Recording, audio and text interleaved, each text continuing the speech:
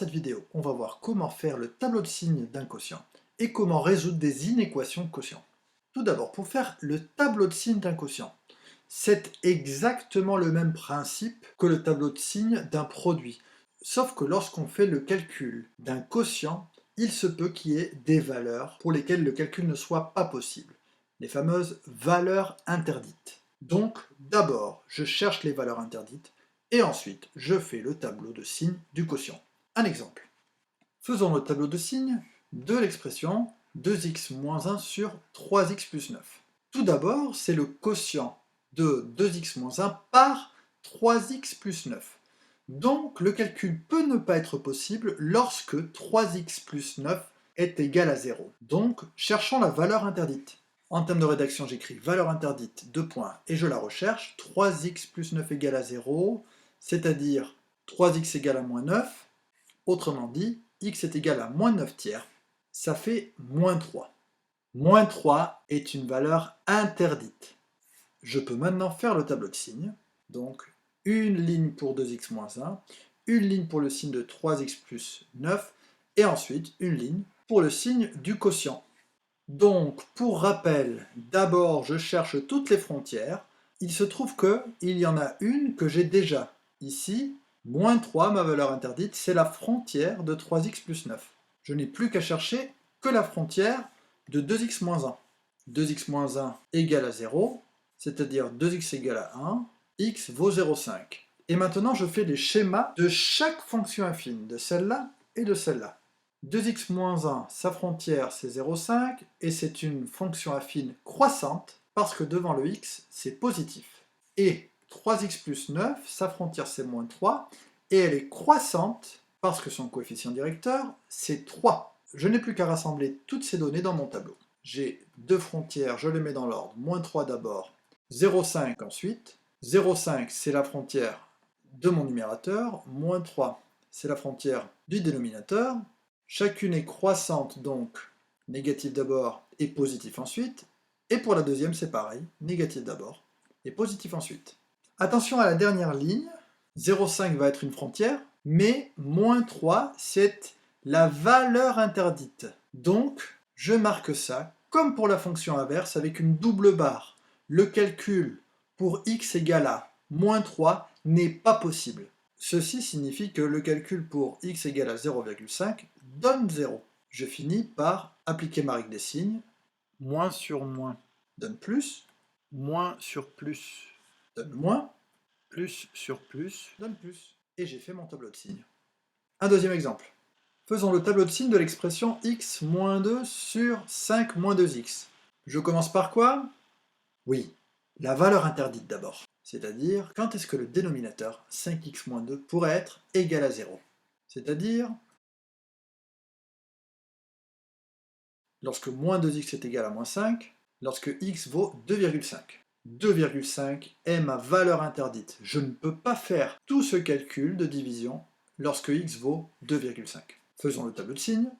Comme tout à l'heure, la frontière de 5 moins 2x, je la connais, c'est ma valeur interdite, 2,5. Je n'ai plus qu'à chercher celle du numérateur, x moins 2. Quand est-ce qu'x moins 2 égale à 0? Lorsque x vaut 2. La fonction affine x moins 2 est une fonction croissante parce que son coefficient directeur, il est positif, c'est 1 en fait. Et la frontière, c'est 2. Voilà son schéma. La fonction affine 5 moins 2x, elle est décroissante parce que le nombre devant x, son coefficient directeur, est négatif, il vaut moins 2. Sa frontière, c'est le nombre 2,5. J'écris mes frontières dans l'ordre croissant. La plus petite ici, c'est 2, puis 2,5. 2 correspond à celle de la première ligne, 2,5 à celle de la deuxième ligne. Attention, pour la première ligne, c'est négatif, puis positif.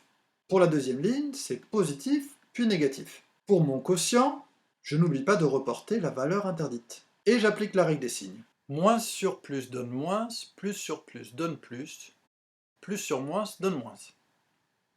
Voyons la méthode pour résoudre des inéquations avec un quotient.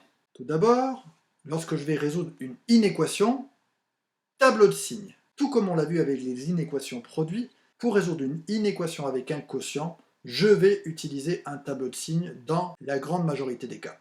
La méthode ressemble beaucoup à celle des inéquations produits. Tout d'abord, je mets tout dans le même membre pour avoir en fait une question de signe. Est-ce que quelque chose est plus grand que 0 ou plus petit que 0? Ensuite, je mets tout au même dénominateur. Je fais le tableau de signes, puis je donne les solutions. Ne pas oublier cette dernière étape. Ce n'est pas parce qu'on a fait le tableau de signes qu'on a répondu à la question. Voyons comment ça se présente sur deux petits exercices. On va résoudre l'inéquation 8 moins 4x sur x plus 7 inférieur ou égal à 0. Tout d'abord, je mets tout dans le même membre.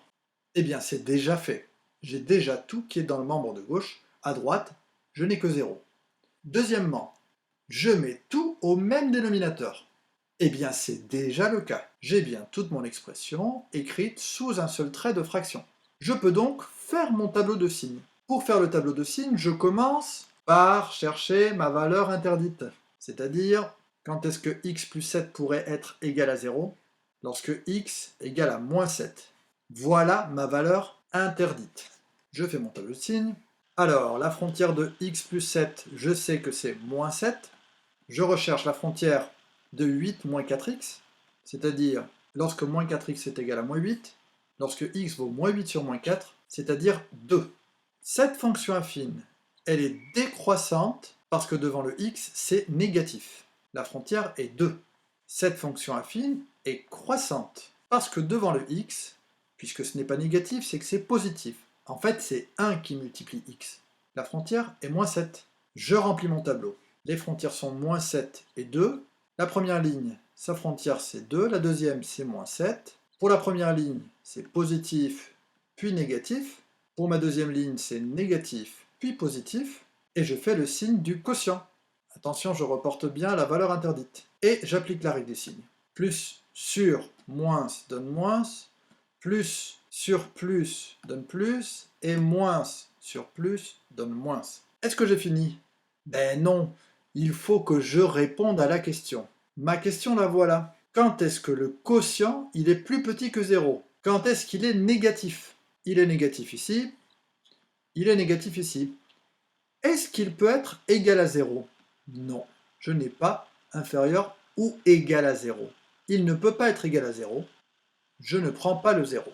Donc mes solutions sont tous les nombres de moins l'infini jusqu'à moins 7. Attention, moins 7, comme c'est une valeur interdite, je ne peux jamais la prendre. Et ensuite, tous les nombres de 2 jusqu'à plus l'infini. J'écris mes solutions.